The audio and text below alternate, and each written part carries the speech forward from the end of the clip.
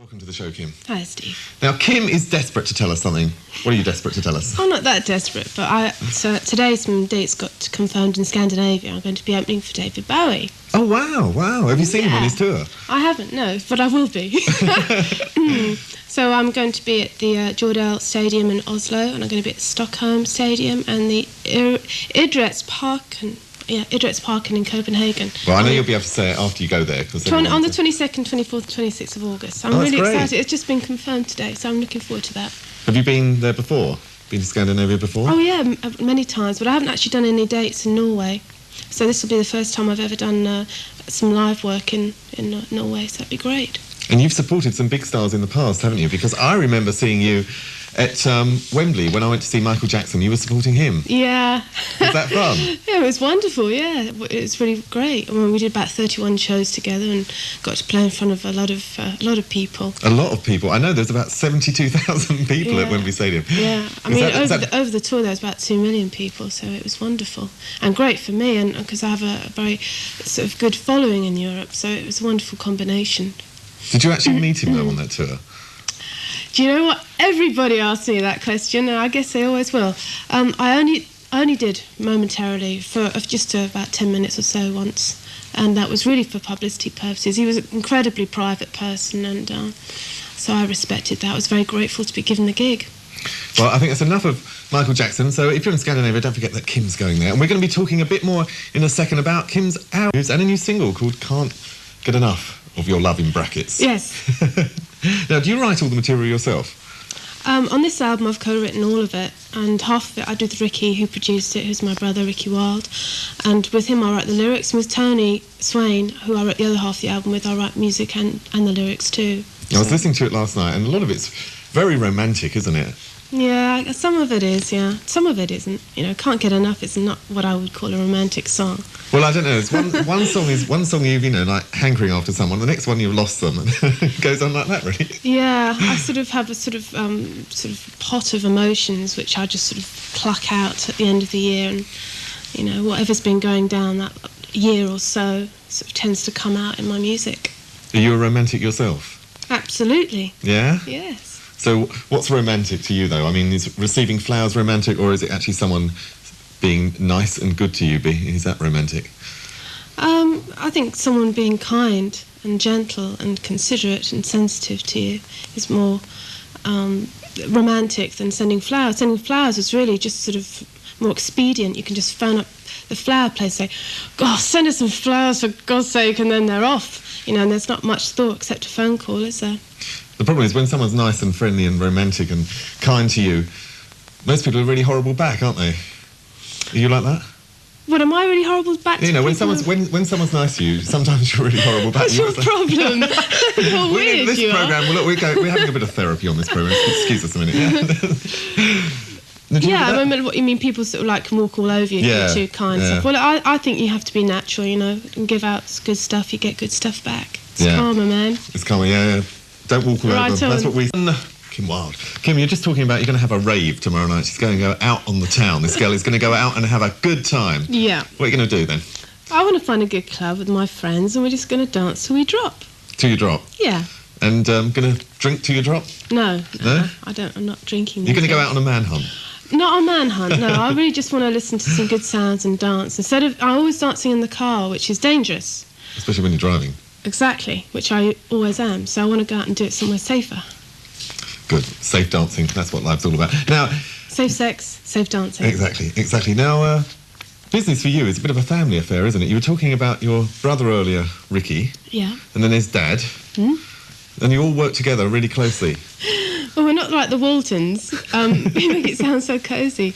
I mean, my brother and I have worked together for years, and my dad, who I call M for Marty, we've worked with him for years. I don't know, it started that way and it continues. Although Marty hasn't given us any material for this album, there's no saying that he won't in the future. I mean, he's a great songwriter. Can't keep the old ones down, you know. He does more gigs than I do. Is it nice working with your family? Because I remember I worked with my dad once, because my dad runs a market stall. That's very interesting, and I worked on his market stall once, and we just hated each other. Ah, yeah, well, that is a problem. Yeah. I mean, we happen to not hate each other at all. I don't know, we work at it. It's not easy, you know. I mean, it's like any business, you have to put a lot of effort in.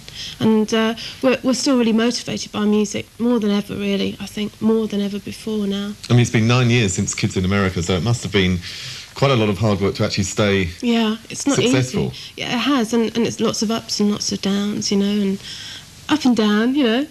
Exactly. Up and down, and that is exactly what Kim will be doing when she's having a drink and a dance tomorrow night. Maybe. OK, Kim Wilde. Kim, have you ever thought of getting into films? I've always sort of said no in the past, but now I'm more interested than I've been before, really. Do you think it's sort of a dangerous thing to do? Because a lot of pop stars that get into films, they're seen as a little bit of failures at the start. I mean, some of them come back out, you know, and do a worthy job eventually. Yeah. But it's always very difficult, isn't it, in the first place, to actually prove yourself? Because people are expecting too much. Yeah, I mean, you have to have a positive attitude and you have to really want to do it. And I've never really wanted to do it. I've always been far too involved in music and very sort of clear-sighted about that. And I don't regret it. But maybe the future holds something more like that for me. I wouldn't mind betting. Now, I want to get back to your videos, because I remember a video that you did a while back, and it caused a lot of stir in the press, didn't it? There was one of those writhing around on the bed with 4 naked men videos. Yes. Did you enjoy it? Every minute, yes. They were the 2 of the most delicious days of my life. Really? Yeah. Really? Yeah. But, you know, we had a lot of fun and it was all clean stuff, you know, even though it looked quite rude. How rude? It wasn't that rude. Do you know what? I mean, the rudest shot wasn't even very rude, and I didn't know I was going to do it until the director said, "Hey, I've got this great idea for this shot. I want you writhing on a bed, 4 guys, boxer shorts, lots of water." And I said, "Sounds great, let's do it." And then, you know, we got into trouble, but we didn't mean to get into trouble, and it wasn't a great record anyway, if the truth be told. Well, Kim, I've got this great idea. Let's play a video. So, Kim, I'm going to give you 1 minute to talk to this camera over here. And what I want to know is what you care about in the world. Off you go. What I care about in the world, I care very much about my family, especially my brothers and my sister Roxanne.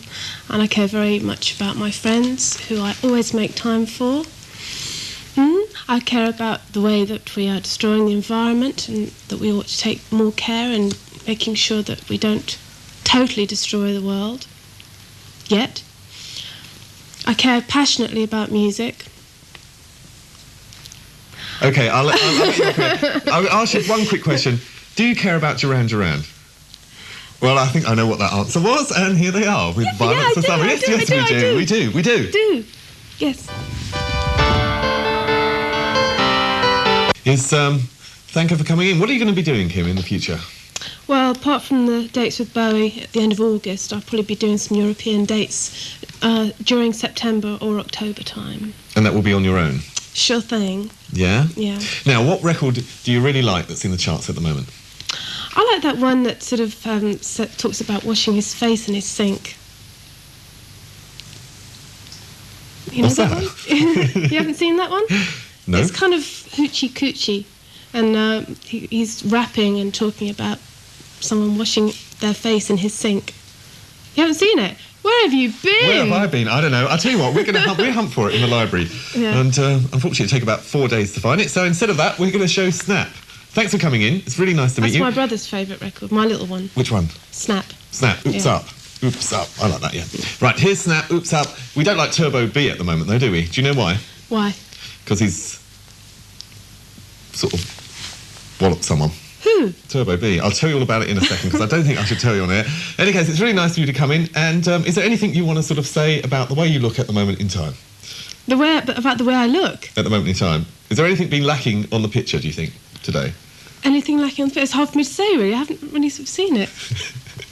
Well, I'm going to tell you all about it. Yeah. Yeah. Okay, Kim looks gorgeous. That's what we were trying to say. Kim looks absolutely gorgeous today. And it's really nice for her to come in. Dear. Here's Snap with... Oops.